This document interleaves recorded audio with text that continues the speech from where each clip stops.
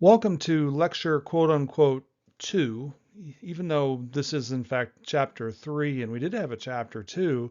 Chapter 2 is optional, so we're just going to call this the required lecture 2 involving compartmentation. Compartmentation is a major concept in physiology because if we don't compartmentalize, we can't regulate. A simple non-biological example of this is if we didn't have a gas tank, where would we put the gas in order to fuel our engines in our cars? So compartmentation is a major concept and it happens at the subcellular level. We talk about organelles and even at the atomic level in some cases.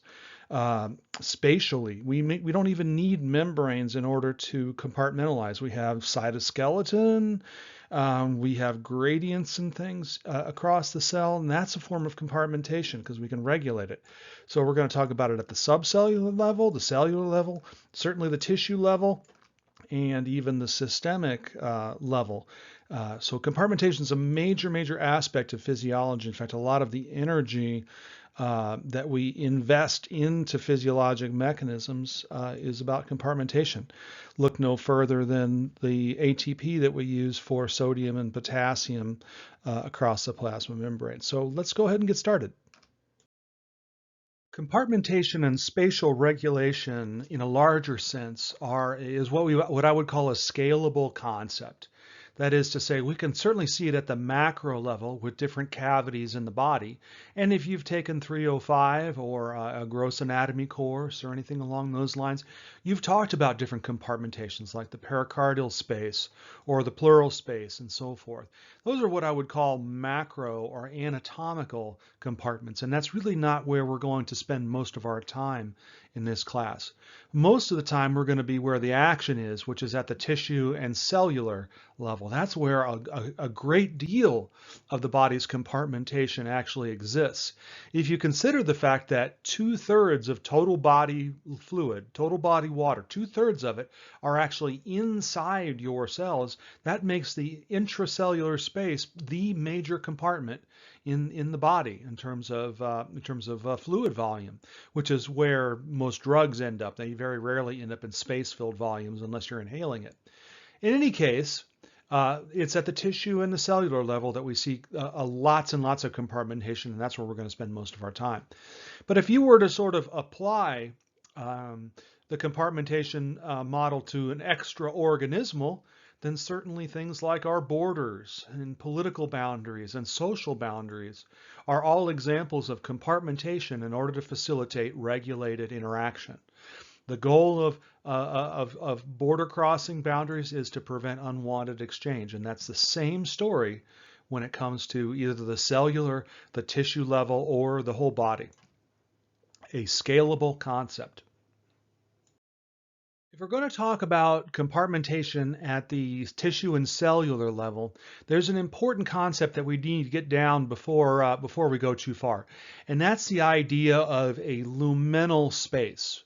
The lumens of either hollow organs or in some cases hollow tissues is a very important aspect of what we call polarity in tissues. Polarity, if you think about polar, it has a plus and a minus.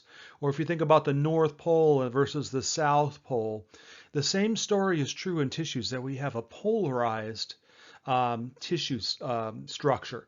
That is to say, one side of the tissue is very different than the other side in terms of function, protein concentrations, and whatever is moving across it. We call those polarized epithelia. And more often than not, all epithelia are polarized. So we need to understand what luminal means.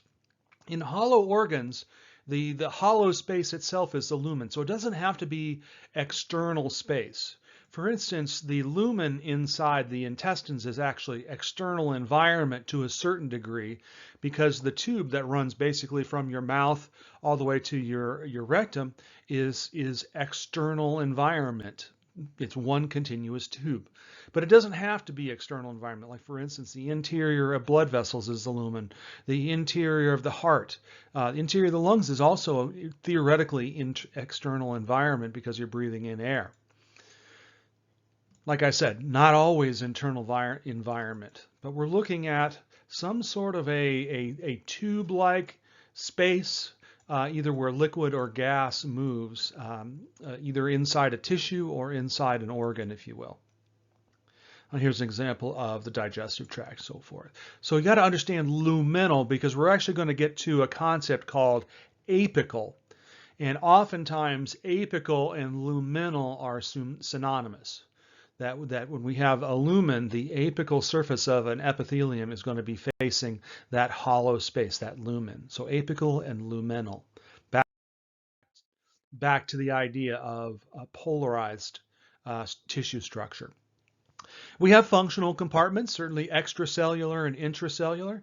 The extracellular fluid actually has at least two separate compartments. We have interstitial fluid, and there are actually some subsets of that, like for instance cerebral spinal fluid and so forth, or lymphatic fluid. We also have blood plasma, which usually has a lot more proteins than most other fluids, but we'll talk about that later on. And then we have our intracellular fluid. Remember what I said, though, in Lecture 1, that the extracellular fluid tends to be high in sodium and chloride, and the intracellular fluid is high in potassium and low in sodium and chloride. So make sure you keep those in mind because we're gonna be talking about that. Compartments, some of them are separated by membranes, like the anatomical ones in particular, and these membranes have multiple cell layers, often different types of tissue involved in that membrane. You might have epithelial layer, and then you might have connective tissue, even more than one kind. When we talk about membranes also, we might be referring to subcellular structures like the plasma membrane or an organelle membrane or the nuclear membrane. Those are all membranes, but in this case, the membrane is composed of biomolecules rather than multiple cell types and extracellular matrix. They're composed of things like phospholipids, so forth, and proteins. So phospholipid bilayer, often with lipids like the phospholipids, and then proteins and carbohydrates in some cases.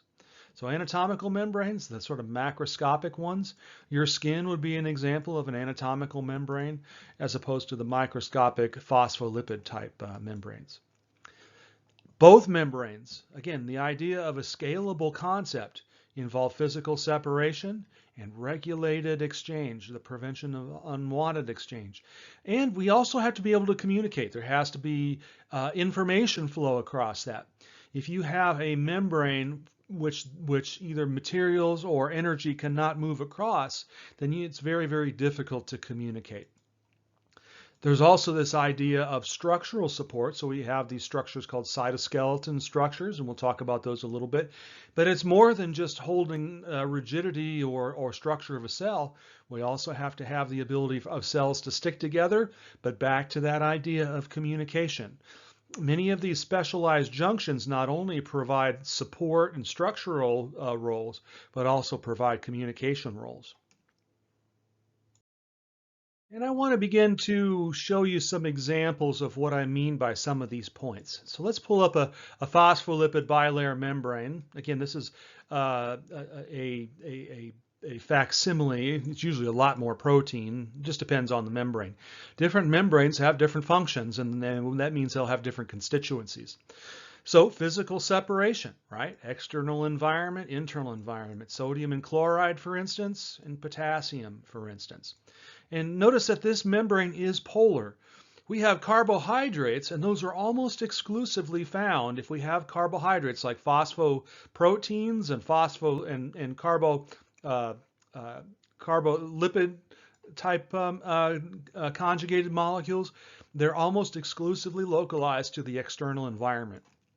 The only major carbohydrates that we see inside the cell are glucose and glycogen, or simple sugars, mostly glucose, and then the polymers that we use to store glucose, and that's glycogen. Those are the only two structures we typically see inside.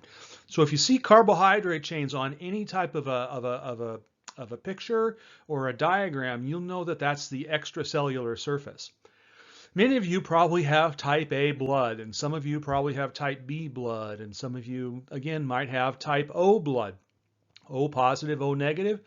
The A and the B groups and the positives in blood are all types of glycoproteins. We call them antigens because they do elicit immune responses in the right situations, but they are basically like a name tag for a cell. The carbohydrates serve as special communication role in identifying self versus non-self in the immune system. So there's communication.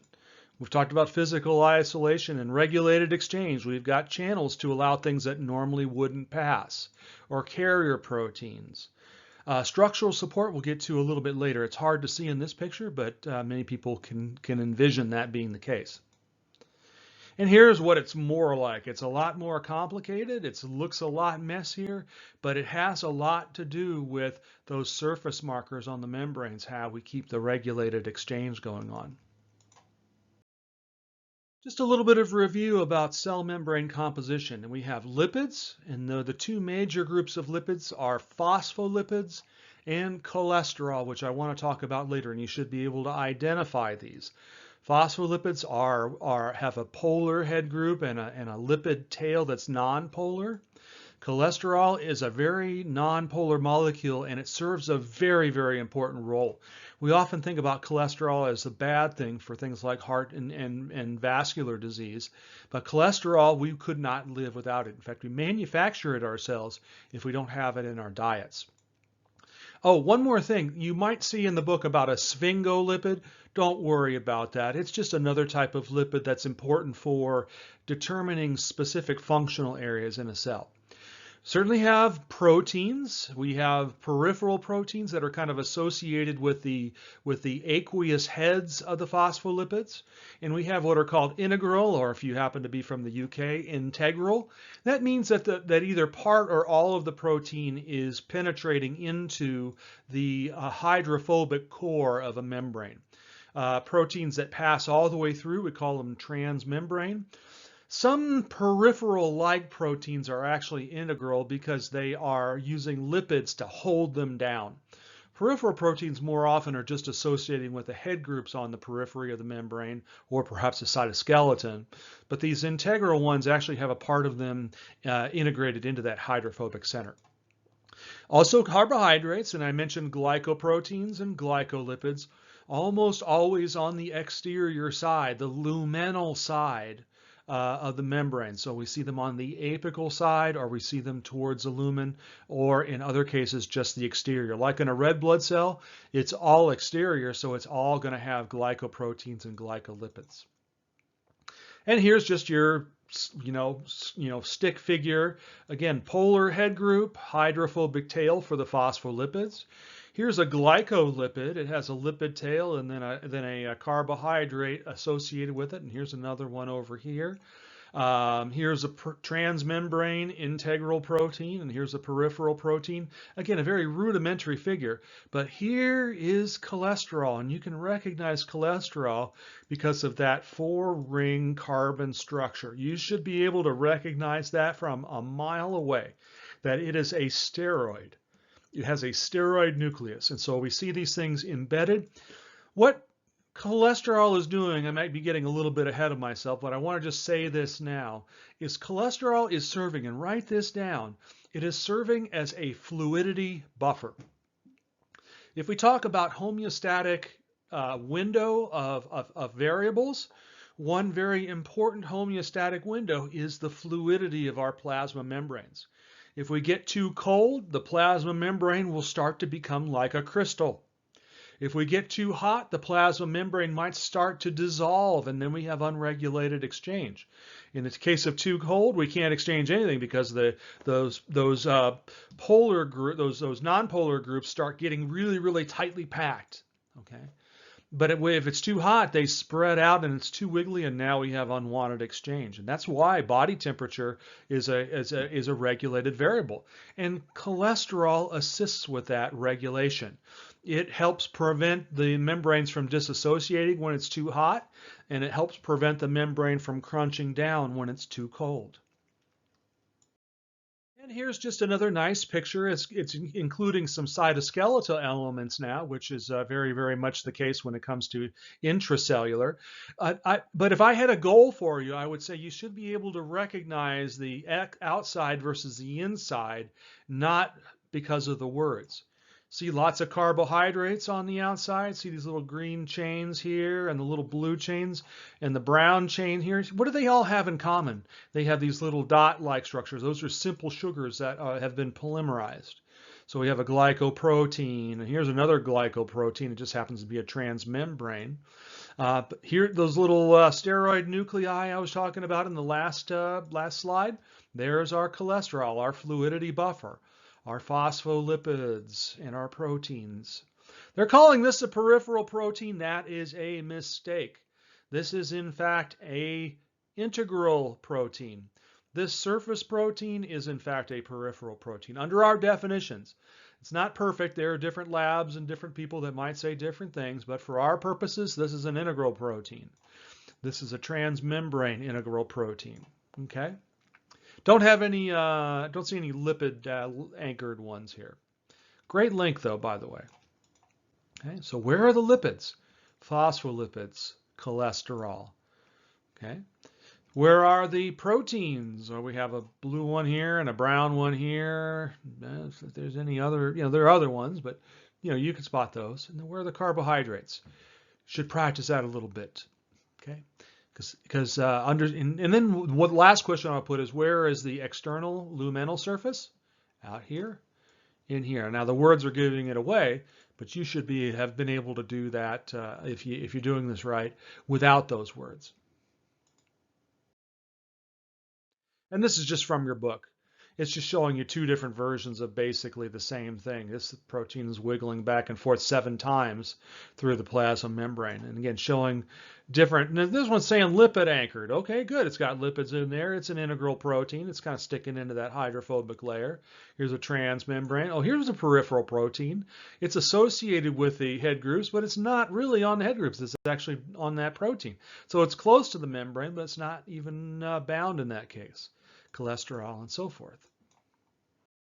More detailed, here's our polar head group. These things are not homogeneous. In fact, different plasma membranes have different functional groups on the polar head. So polar heads can actually vary. We have the the hydrophobic fatty acid tails. Again, heterogeneous. We have different kinds of fatty acids that are used in those tails, and again, it will determine the nature and the constituency of the membrane. With phospholipids, we actually have 3 different cellular structures that we see phospholipids present. We see them certainly in the phospholipid bilayer. We can see them in a monolayer like micelles, which actually we use for absorbing lipids in the digestive tract.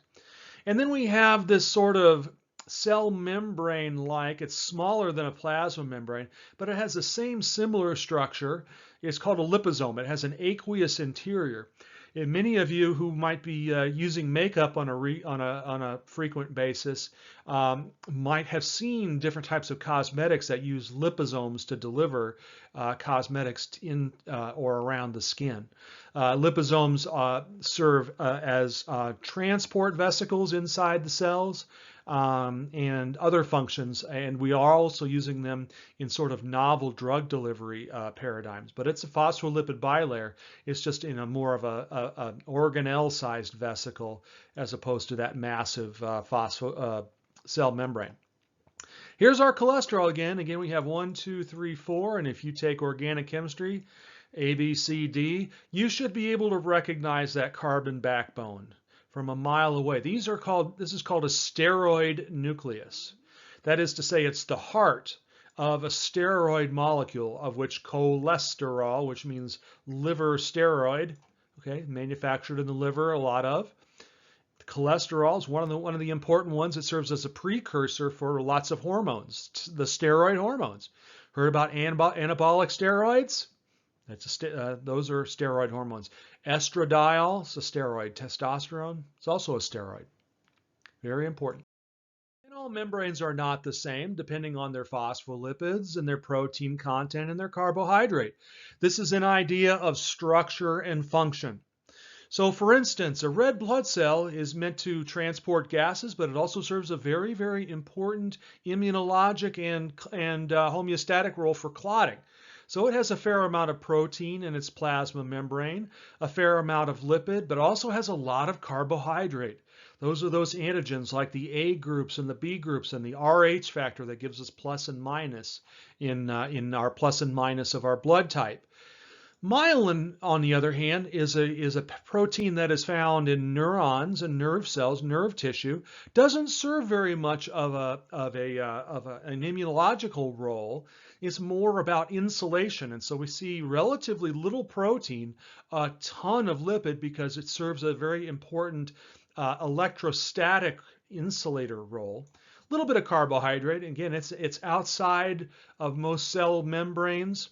So it's an extracellular type membrane. So there's a little bit of carbohydrate there. Again, self versus non-self and appropriate neural patterning. Then let's go inside the cell. Let's go way down in there and look at our inner mitochondrial membrane where we're going to be manufacturing ATP and doing the citric acid cycle. A ton of protein. I mean, it's like bricks. If you think of bricks and mortar, you have mostly brick and a little bit of mortar. Mostly brick and a little bit of mortar. That's because we're doing lots of metabolic function. And zero carbohydrate. You don't really do self and non-self inside the cell. It's not that important. In fact, some viruses take advantage of that fact. In any case, so we don't have any carbohydrate. Why? Because that inner mitochondrial membrane is not exterior to the cell. It's not facing a luminal space in any real sense, and so it doesn't have much carbohydrate. And just bringing back a little 165 here and just bringing it in terms of the idea of compartmentation. Certainly, we have intracellular compartments in addition to the intracellular compartment, things like organelles and so forth. If you ever hear of inclusions, inclusions are generally functional structures inside the cell that don't have a membrane. Lipid droplets, glycogen, and ribosomes are all examples of inclusions that lack membranes inside the cell. But organelles are creating additional compartments, facilitating additional functional regulation inside the cell. Now, there is another type of compartmentation that doesn't necessarily involve membranes, but it does involve intracellular regulation, and that's the cytoskeleton. Now, the cytoskeleton has a lot of physiologic roles, certainly cell shape, very, very important. Internal organization, that's the compartmentation I'm talking about. Intracellular transport, same story. And then we also can do assembly, that's sort of back into cell shape, that sort of structural role. So we have structural roles, strength, communication roles, function, and compartmentation.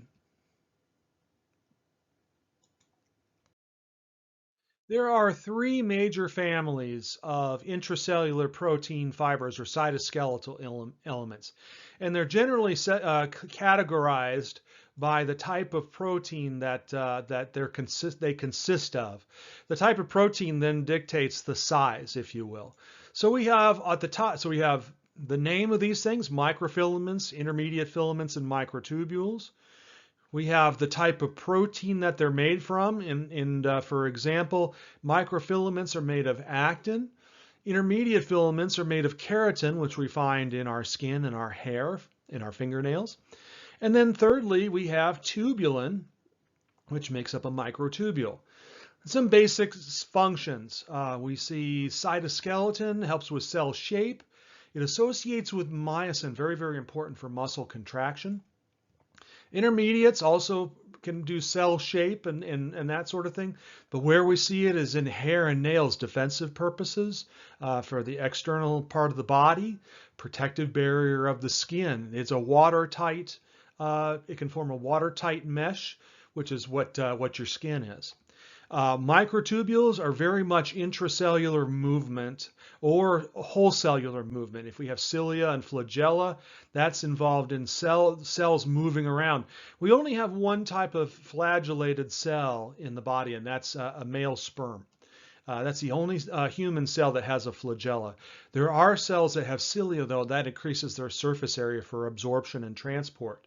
We also use microtubules for mitosis, but also intracellular transport. I'll show you a video probably during one of our live class sessions on that intracellular transport, which is very important for spatial regulation inside a cell. And here are some examples of cilia. You know where you see ciliated epithelium is in the fallopian tubes. So very, very important for lateral movement of either an unfertilized or fertilized egg towards the uterus. Super important. Cilia are very, very important for increased surface area inside the digestive tract and absorptive surfaces. Cilia are also important for airways. They move particulate matter out of the airways up towards the epiglottis. You ever have to clear your throat? What you're doing is material has arrived by ciliary motion to your epiglottis. You clear your throat with a little bit of muscular action, and then you swallow it. Okay? Good for your immune system, by the way. But we're using cytoskeletal proteins. Flagella, cilia, both use microtubules in specific ways. Are in context a little bit. There's not a whole lot here I can show you, but just showing you the examples of where we find things. We find microfilaments often on the interior surface of the plasma membrane. We call that a cortical actin, and it forms a meshwork just inside the plasma membrane. We certainly see it in skeletal muscle, and we will see it in other areas. I'll make sure I point it out when we see pictures. As part of the ability to regulate things spatially, we not only have to have cytoskeletal proteins, we also have to have proteins that interact with those cytoskeletal elements. And we have three major families. Like three families of cytoskeletal elements, we have three families of what we call motor proteins. We have what are called myosins. Myosins tend to interact with actin and microfilaments. Okay, so when we have actin and myosin in the skeletal muscle, or if we have smooth muscle, that's also actin and myosin now that I think about it, or if we're doing some moving things around the cortical surface of the plasma membrane, we will use myosins to do that. We have another family closely related. They're called kinesins and dyneins. These guys don't associate with microfilaments. They associate with microtubules. Oftentimes they have a tail that is hooked up to either a vesicle or another molecule, like what we call cargo here. And I have another really, really cool YouTube video for you that I'll show you during one of our live sessions so you can see these motor proteins at work. Motor proteins are like the Star Wars walkers. They literally walk along a microtubule in a given direction. Microtubules, like plasma membranes, are polarized. There's a plus end and then there's a minus end, or a positive and a negative end. Dyneins move towards the minus end. Kinesins move towards the plus end. So they will only move in a given direction on a microtubule. Kinesins and dyneins. And I have them there. I should probably just go ahead and dyneins are involved not only in movement of vesicles, they're also involved in the flagella and the cilia. So that ciliary motion and that flagella motion I talked about are all dyneins, but they're part of the same family here.